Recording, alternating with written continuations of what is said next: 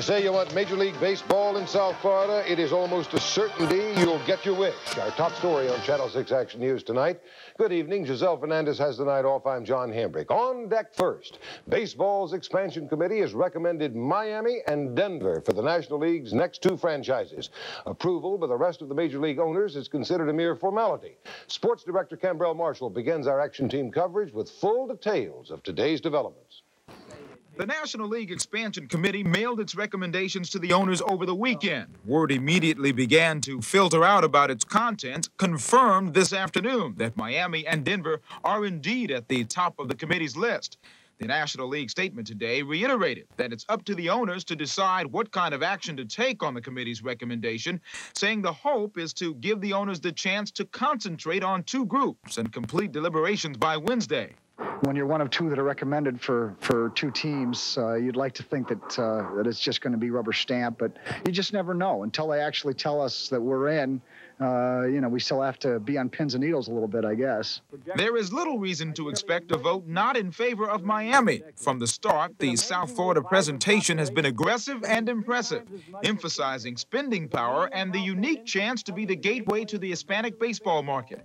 Still, there had to be a show to sell the expansion committee. Wayne Heisinger has no doubts about what did the trick. The icing on the cake was the March 30th and the March 31st games, and I want to say thanks to all of South Florida, and especially to those people that supported those games, because I really believe that was that kind of pushed us over the edge. I would think it would require a very special reason to vote negatively, and I don't expect one. So add the Commissioner of Baseball to the list of those who would be very surprised if the owners don't vote on Wednesday and don't vote in favor of Miami to join the National League. We'll have more later in sports on today's developments. Thank you, Cambrell, and we will see you shortly. Our action team coverage of this does not end, however, with the expansion story itself. We also want to help give you a perspective on the economic picture, the money, the jobs, the prestige that big league baseball can bring to our community, both directly and indirectly. Action News reporter Jackie Bales is waiting in our newsroom, ready with a report on that aspect. Jackie? John, an economic study done by the Beacon Council back in January estimated that Major League Baseball would bring in $124 million a year to the area. But the chairman of the Sports Authority says that's way too conservative. The study also says that Major League Baseball would mean 900 new jobs to the area. And of course, for fans, it is what they have been dreaming of for years. This guy may be out, but the news that Miami is apparently in for an expansion team had baseball fans celebrating at the Fort Lauderdale Yankees game. Yeah, so we were inspired by it. So he wanted to come, so I said, okay, son, we'll go. And that's it. We came here, and we had a good time. Terrific. Yeah. South Florida's interest in minor league ball has been less than phenomenal. But the experts say bring in a major league team and you'll get at least 25,000 fans for every game. And once the games start at Joe Robbie Stadium in spring of 1993, organizers believe Miami will become one of the leading baseball cities, thanks in part to all our tourists. Certainly, I think that Miami is going to be at the very top of the economic ladder when it comes down to measuring the cities. And, I think it's unbelievable the amount of money that's going to come in. And we're talking about in excess of, I'd say, no less than $150 million a year. The approach was that Miami is the ideal stage to bring baseball to the international arena. It's the national pastime, but if you want to make it, put it in the international arena, you want to go to a place that has 26 million people going through its airport, that has 90 airlines now, #1 in the world. But to be a success, the team will have to win the hearts of local fans. And that clearly does not seem to be a problem. I just moved down, but I do go to a lot of baseball games. I'm a big baseball fan. And I definitely would get season tickets to go to a major league team in Miami. What do you think of that? Miami getting a big league team? I don't know. But you're smiling about it. What do you think? Good. I think it's overdue. Miami should have a team, and we're looking forward to it, that's for sure. Of course, Miami Mayor Xavier Suarez points out correctly that it is not a done deal yet. He says we have to temper our optimism and wait to see what the owners do on Wednesday. In other words, the champagne's on ice, but they haven't popped the corks yet. John? Okay. Thank you, Jackie. The bottom line tonight, Miami and Denver are on deck, though, expected to receive major league teams. Only one hurdle remains, as Jackie just indicated. Today's expansion committee recommendation must be approved by the 26 owners. Baseball Commissioner Fay Vincent Vincent said that he expects, however, those owners to approve Miami and Denver, but probably not by the end of the week. If approved, some estimate that Major League Baseball will pump $150 million a year into the local economy. For all this optimism about the business of baseball, the automobile business continues to hit more than its share of fouls, it seems. American Honda has had to issue a recall for about 1,000 of its 1991 four-wheel drive all-terrain vehicles. That is because the front fender of Honda's TRX 300FW model tends to rub against the front brake hose. Such friction could wear through the hose, which could cause the front brakes to fail. Now, if you own a TRX 300FW Honda, you should call the company for more information. It certainly was not brake loss that destroyed this small truck and killed a man in Southwest Dade last Friday. Though federal tests on the vehicle are still being conducted in Atlanta right now, there is little doubt, really, that somebody put a bomb beneath the floorboard. Police have yet to confirm who the victim was, but our sources say that they have tentatively identified him as 55-year-old Joaquin Callas, a Bay of Pigs veteran who worked in the auto part business. Neither police nor that man's family seems ready to even speculate on who might have wanted to kill him or why. But a formidable investigation is in full swing. The nearly 10-month-long investigation into the murders of those 5 University of Florida students last summer is about to get some federal financing. Governor Childs today announced a federal grant of $139,000, funds that will be funneled to the Gainesville Homicide Task Force of state and local law enforcement teams. Of course, last week's supposedly non-related murders of 2 co-eds and the weekend arrest of a confessed suspect has refocused public glare on Gainesville, something Action News reporter Dave Game found a lot of townspeople there resent, even as Dave crisscrossed the community learning more about that suspect. Murder investigators were quick to share how Carla McKishney and Eleanor Grace died, saying Alan Robert Davis confessed to beating them and then choking them to death. The question they refused to answer was why. We have some possibilities. We're not going to share them. We continue to investigate them. But tonight, at least one of those possibilities is out in the open. Prosecutor Len Register says Davis claims that Eleanor Grace attacked him with mace when he was at the roommate's condo last Thursday to clean their carpet. Davis responded by punching Grace, according to the prosecutor, and then fighting with McKishney, who came to her roommate's aid. After choking McKishney, Davis then allegedly returned to the unconscious Grace and choked her as well. That leads to a new why. Why did Grace feel she had to use self-defense? Prosecutors say there is no evidence that either woman was sexually attacked, but won't comment on the possibility that Davis, who has a wife and 4 stepchildren, made sexual advances toward Grace. At his court appearance yesterday, Davis's family could see only one possible explanation for Davis's actions. If he did, it would have to have been provoked to the point of totally anger, to the point where he could not have backed out. At the University of Florida today, female students are still carrying mace, despite reports of Davis's violent reaction, saying it's a matter of safety. I would continue to use mace because it's some sort of self-defense, and without anything, God only knows what he was attempting to do before she used it. And stores carrying the product say sales have jumped since the latest murders were reported. Dave Game, Channel 6 Action News. Back in the home area, Metro Dade's tactical narcotics team has had a busy night in the West Perrine and Goulds areas. It is no secret that those sections harbor a good deal of drug business, and the TNT members were out to diminish a bit of that business tonight. At last report, they'd confiscated about 50 rocks of crack, some cash, and at least 8, maybe 10 suspects had been arrested. By the time they quit for the night, officers expect to double those arrests, though. All suspects taken in so far have been charged with either possession or sale of narcotics. Fighting crime, it takes a lot of police know-how, of course, but that is just part of the picture. Another part is what anchor Ken Matz shows us in part 2 of his series, Killing the Perfect Crime. Tonight, Ken takes us inside a place where death, in a way, is a way of life, where crimes are solved by high-tech equipment, highly trained experts, and also by the victims themselves. It's 3 in the morning in Liberty City. The young man under the sheet is dead, shot in the chest by a semi-automatic, execution style. The medical examiner called to the scene told me he has prepared the body for removal to the morgue for autopsy. and the police have carefully picked up 2 bullet shell casings. This particular individual had a nickel bag of marijuana in his pocket as well, so obviously we're thinking that this is probably drug-related. And so I'll be testing the blood for cocaine, marijuana, and other drugs as well. The main purpose of the autopsy is to delineate the pathway of the projectile. Later, I followed the medical examiner as he walked down a trail of blood droplets. This blood was from the gunman, apparently slightly injured in the shooting. It will also be taken for chemical, enzyme, and possibly DNA analysis. After evidence is collected at the scene, the body is brought here to the medical examiner's office for a closer, in-depth examination.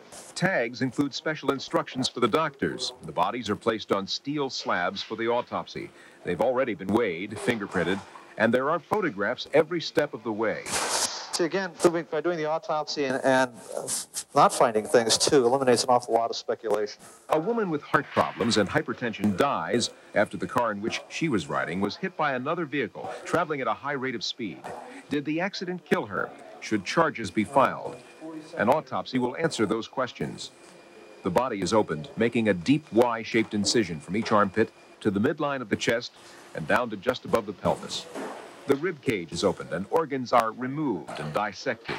Small pieces of tissue are saved for up to 3 years for chemical and microscopic analysis. The skull is cut open and the brain removed for examination. The autopsy itself helps us. We see certain things externally, and then internally we see other bruises, other injuries, fractured ribs, what have you, which are going to determine the entire injury pattern as well as the cause of death. In this case, the accident did cause her death, and charges will be filed against the driver. Among the things an autopsy can determine, in addition to cause and time of death, are things that can be used against a criminal. This tumbling bullet was captured by high-speed photography to determine how it acted when it hit actual tissue and bone. The results let forensic scientists know if the victim was really in a defensive posture when he died. It helps the medical examiner better understand the cause of the physical damage of the person that was injured or has passed on. Even bite marks can be important evidence that comes from an autopsy. This is the lab at the Dade County Medical Examiner's office. It's a big job. We do toxicology examinations on somewhere around 2,000 cases a year. And those are pretty much evenly distributed over the course of the year. Some of the tests are sophisticated, using electronic devices. Others, like thin layer chromatography, are visual. Poisons, chemicals, or drugs in the blood or urine pop out as dots and colors on pieces of paper. Test results on the man murdered in Liberty City are still pending, but many times it's surprising what a lab can do with very little evidence. Tomorrow you'll see how just a few hairs convicted 2 people and how DNA found a man accused in a rape case to be innocent. That's my next report, Killing the Perfect Crime, at 6 and 11 o'clock Tuesday on Action News. By the way, John, you might be interested to know that an autopsy takes a very short time, just about an hour. But obviously it takes a lot longer than that to evaluate the autopsy. Hours, weeks, maybe months in some cases. Okay, thank you, Ken. Still to come on Channel 6 Action News, a Broward man who used to battle blazes is now battling AIDS. And today he took that battle before Hallandale city officials. Also, a paper storm for Operation Desert Storm. It's all coming up.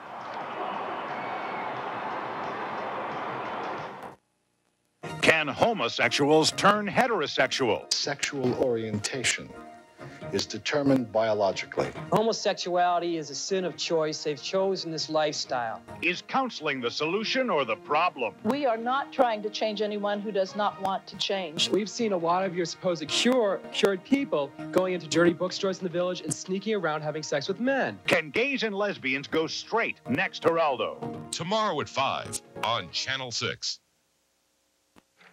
The human shoe. It poses no threat. The aerosol spray.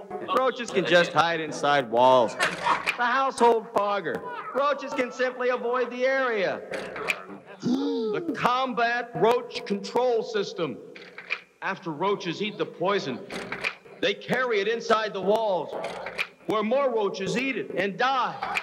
With combat, there is no hope. There is no escape.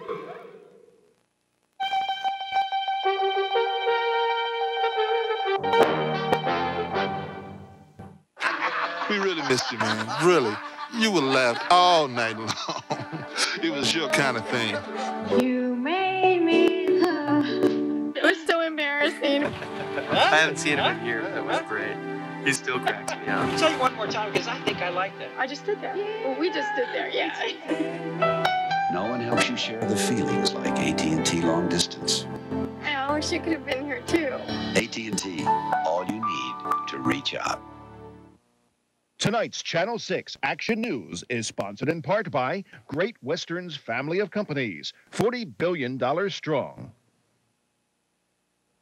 How much is your checking account costing you? Did you ever add it up? They're charging you month after month. Well, now look what you get when you open a checking account at Great Western.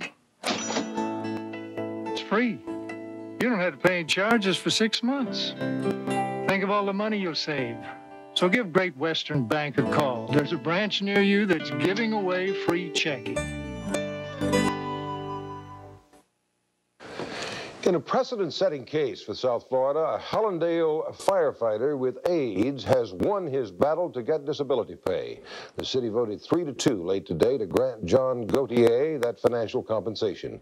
Channel 6 Action News Broward reporter Don Dare shows us the 19-year veteran claims that he contracted the deadly disease while he worked as a paramedic.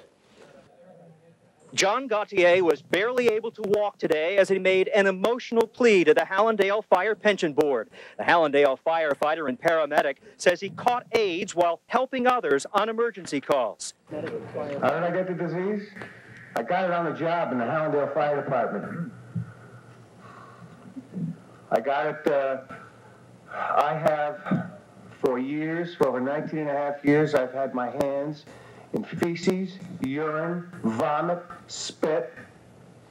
Gentlemen, you name the excrement that can come out of your body, and I've had my hands in it. Gautier asked the Fire Pension Board to give him full disability. That's 75% of his annual $39,000 salary. The city says it isn't trying to deny Gautier is just due, but the city administration claimed Gautier did not get AIDS while on the job.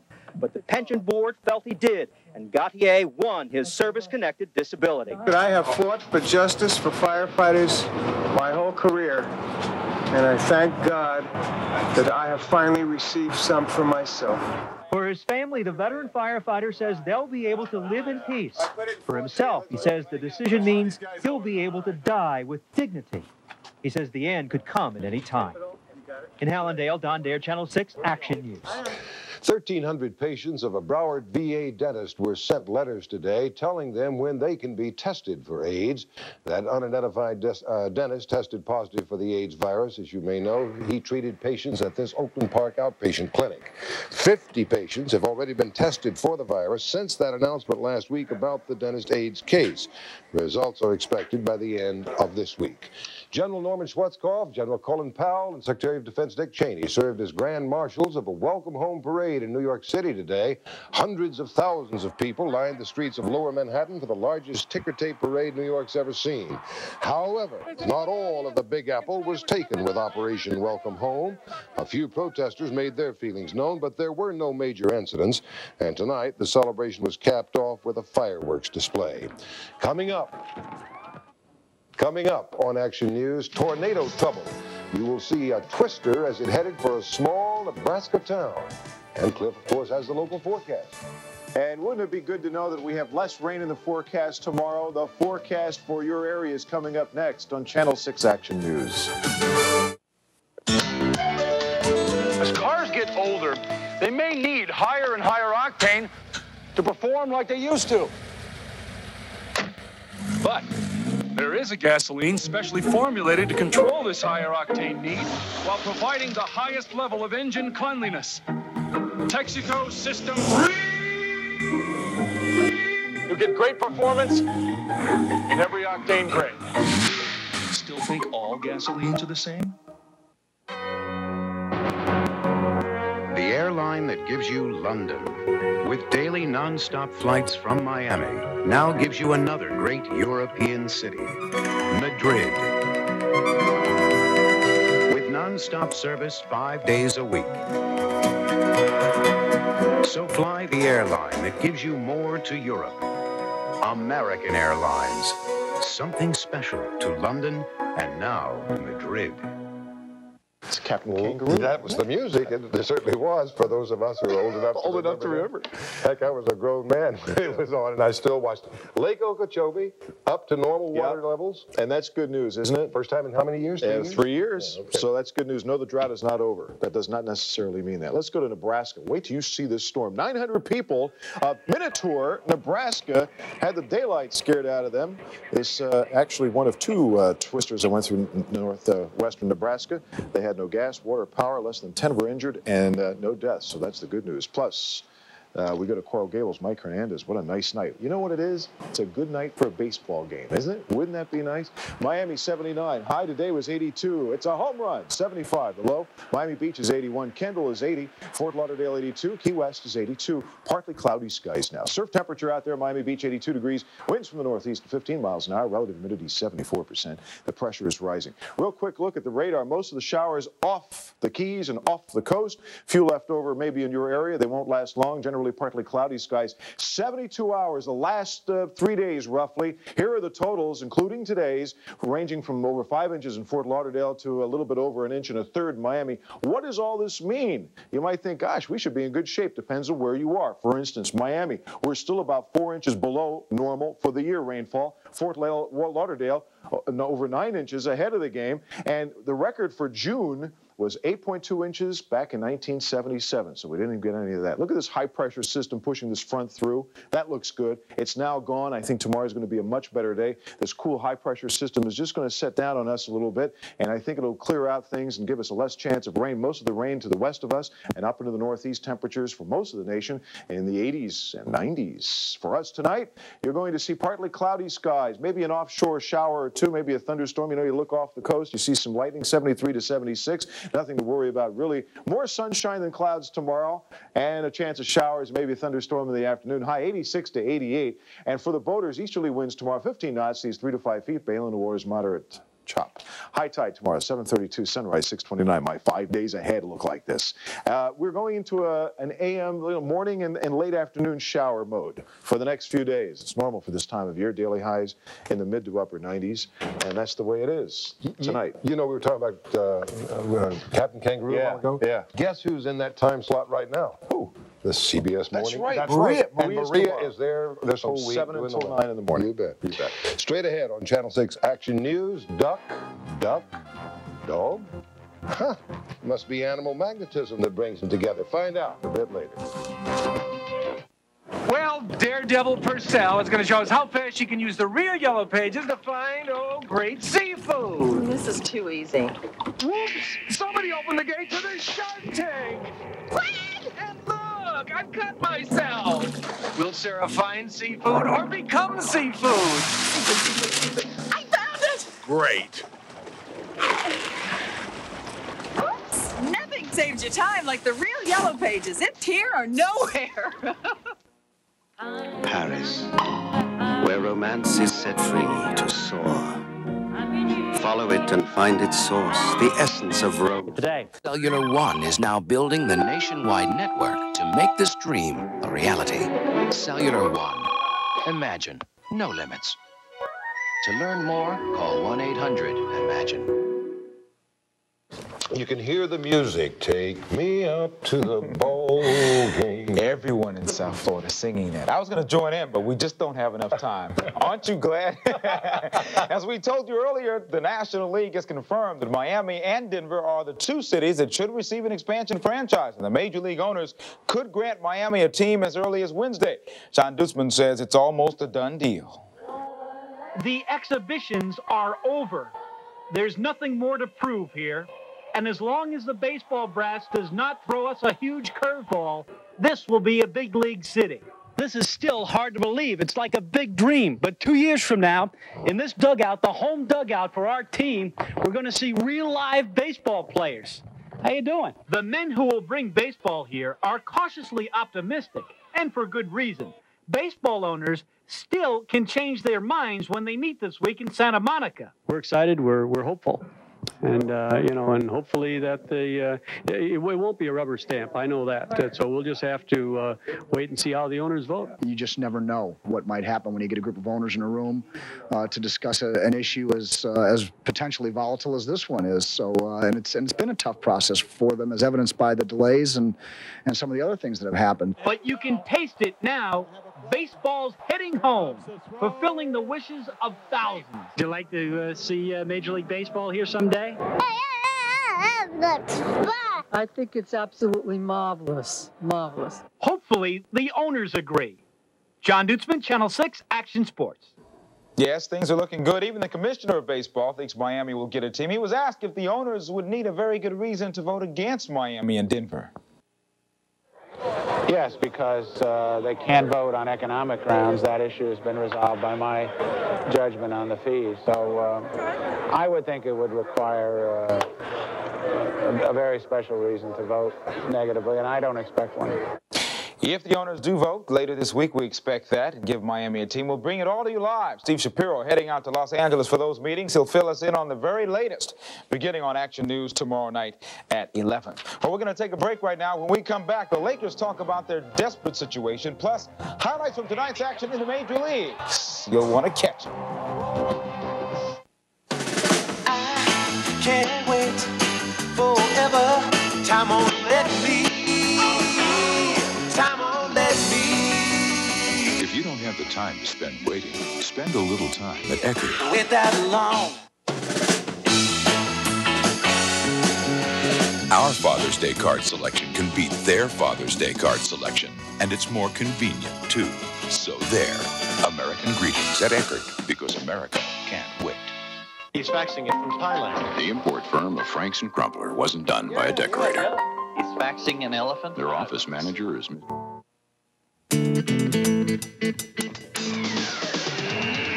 Mitsubishi Motors dealers are giving you what you've always wanted. Fame and fortune. You'll get fame when you buy a new Mitsubishi Galant, named Motor Trend's top import buy in a sports sedan 2 years in a row.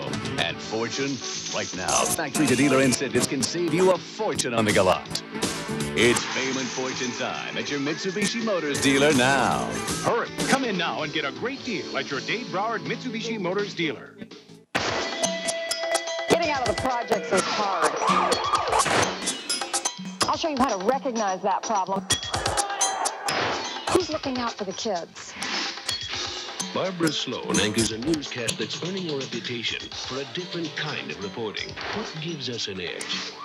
The questions we ask ourselves before we ask the questions. Barbara Sloan, Channel 6 Action News. Rewriting our reputation, one story at a time.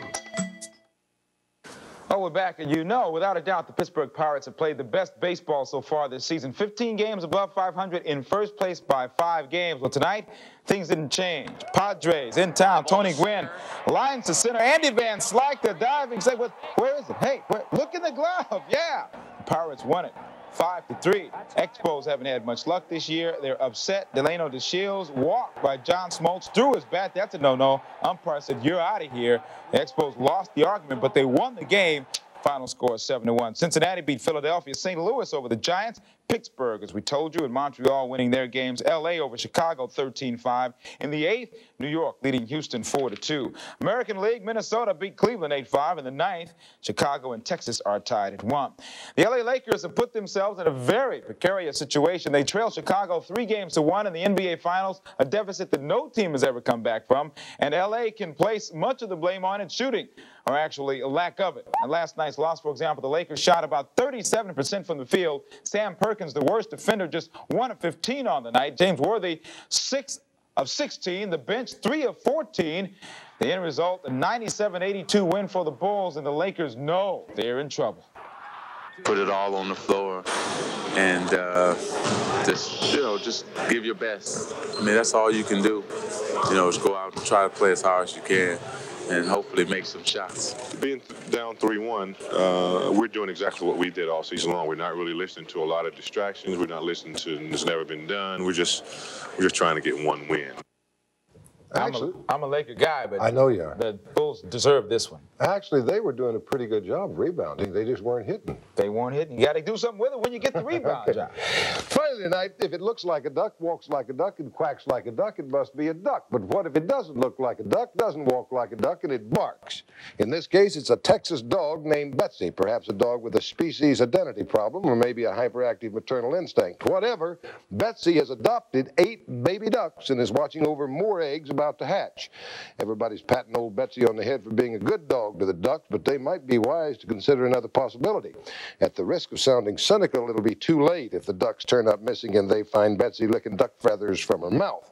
Believe me, I've owned dogs, I've owned ducks, and I'm from Texas. That's our report. I'm John Henry. Thank you for having us in for news. Have a good night.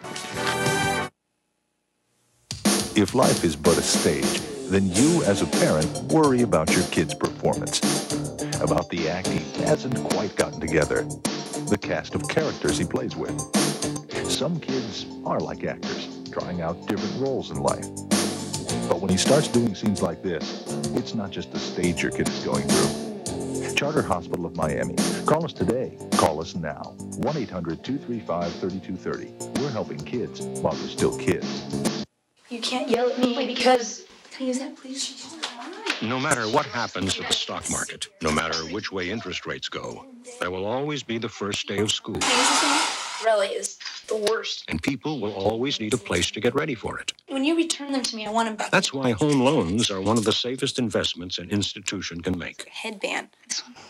And that's where Savings of America has put its depositors' money for more than 100 years. No way. If you could wear that, I could wear this.